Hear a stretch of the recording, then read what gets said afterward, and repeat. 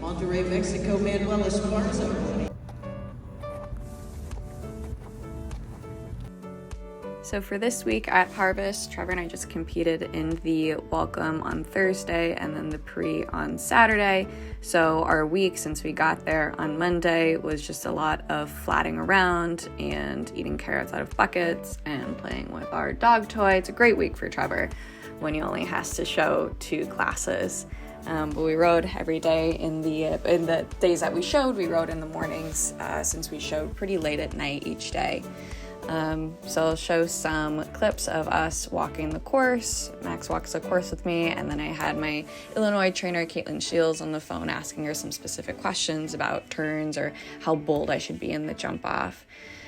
So when we walk the course, we walk the distances between 2 jumps that we consider are related to see exactly where we need to put our horses between the 2 fences in terms of, hi Antonia, for track and then for pace as well. So when you're walking the course, we try to walk in what's a 3-foot step. So I, being short, have to kind of book it, where Max can take a leisurely stroll down the lines.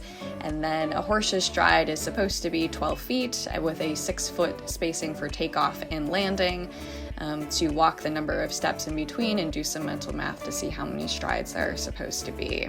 So after you get done walking all your numbers, you take a moment to go over the entirety of the course to make sure you're on the same page with your trainer, that all the numbers are correct and the turns are correct. And luckily I went 12th in the class so that I could watch the first couple of go, which actually helped because I amended some of my numbers to match how the course was ending up riding versus how we thought it would end up riding.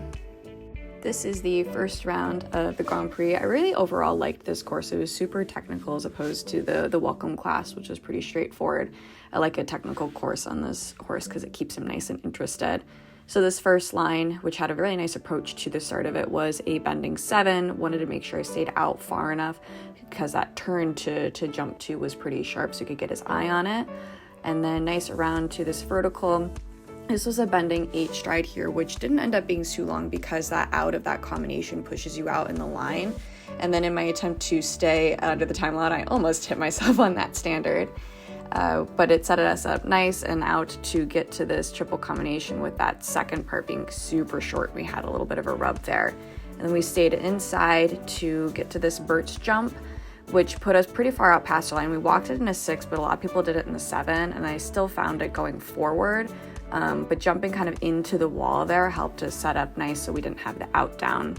The end jump came up nicely, and then I didn't end up walking any sort of number in this bend because it was such a bend of a line, but it got us nice and set up for this line, which a lot of people had rails coming into.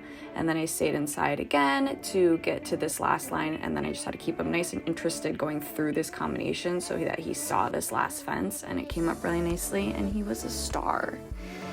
And then in the jump off, oh man, I wanted to win, so I started galloping, and I'm not a fast rider, and he's not a very fast horse, but it was good practice for us. Found jump 1 nice, but not really sure what happened. I dropped all of my reins on the backside, so I think I did the entire course without my curb rein on the right side, which was fine. We found the fences, but didn't quite have the control that I wanted, and so unfortunately I had those 2 rails down, which was such a bummer.